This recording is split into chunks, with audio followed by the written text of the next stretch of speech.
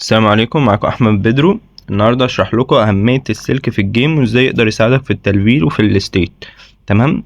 الفيديوهات اللي فاتت شرحنا ازاي تلفل وازاي تفتح الكره الارضيه والكلام ده كله.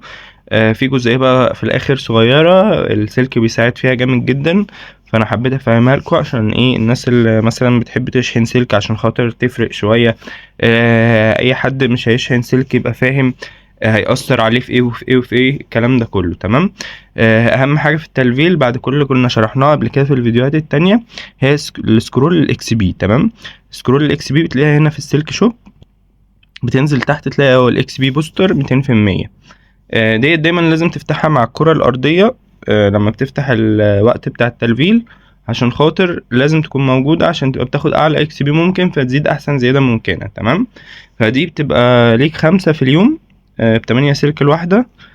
سوري، مش في اليوم، في الأسبوع. يعني أنت كل مثلا يوم 2 هنا مثلا في السيرفر الفيتنامي بتتجدد وتقدر تشتري 5 تانيين، فأنت كده كده لازم تحاول تشتري 5 دول على طول، عشان أنت كده كده يعني كل يوم هيبقى معاك ساعات كرة أرضية، إذا كان 4 ساعات لو مش شاحن بريميوم، أو إذا كان 6 ساعات لو شاحن بريميوم. فكده كده 5 أصلا قليل جدا. تمام. فأول حاجة إن احنا نشتري الإكس بي سكرول، ده يعلي معانا التلفيل جدا. طبعا الناس في الأول ساعات بيبقى عندها مشكلة في السكيل بوينت، برضو بنشتري السكيل بوينت سكرول. السكيل بوينت سكرول دي تعلي السكيل بوينت معانا عشان نعرف نفتح السكيلات بسهولة والكلام ده كله. لما بيخلصوا بقى من هنا بنبتدي ايه، نجيبهم من هنا.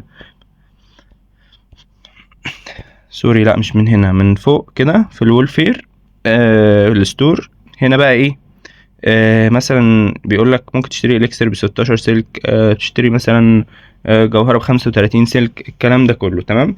الستور ده بقى بيعمل ريفريش مش كل اسبوع، ده بيعمل كل يوم في ميعاد فتح السيرفر اللي هو بيبقى 5 الفجر في السيرفر العربي. تمام.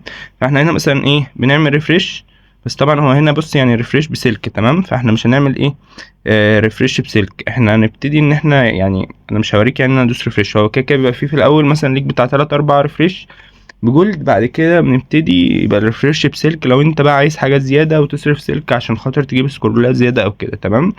فهو المفروض هنا مثلا بيبقى فيه سكرول مثلا ايه اكس بي، هنا بيبقى فيه سكرول مثلا اس بي، بيبقى فيه جوهره في حاجه، فاهم؟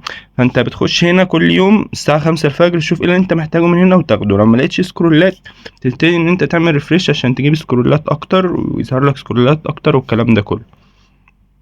بس ده بالنسبة للسكرولات اللي ممكن تجيبها بسلك، وازاي السلك يفيدك في التلفيل في حتة السكرولات. تمام.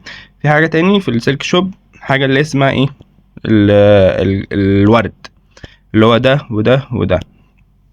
الورد ده عامل زي ايه، زي اللور بتاع زمان كده، اللي هو بتجيب اكونت صغير يقعد يضرب لك في الوحوش عشان خاطر ايه، الوحوش تلم عليك وكده.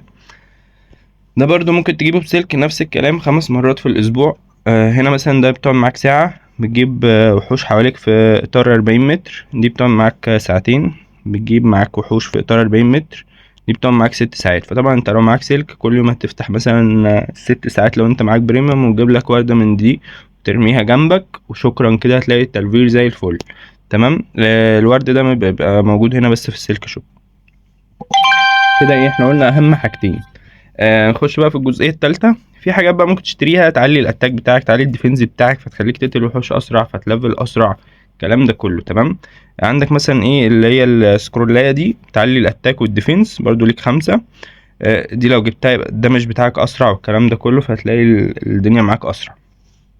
ودي سكرولايه بتعلي الاس تي ار والاي ان تي، الاتنين في نفس الوقت. برضو يعني مثلا نفترض ان انت واحد معاك سلك كتير، ممكن تشتري ده كله عادي وتعيش، فاهم قصدي؟ فهتلفل بسرعه جدا ومحدش هيجيبك يعني. بس وفي هنا برضو سكرول زيرك، ممكن برضو تشتري ال20 عادي لو انت برضو السلك معاك تمام. وتبتدي ان انت بتزرك كتير والكلام ده كله.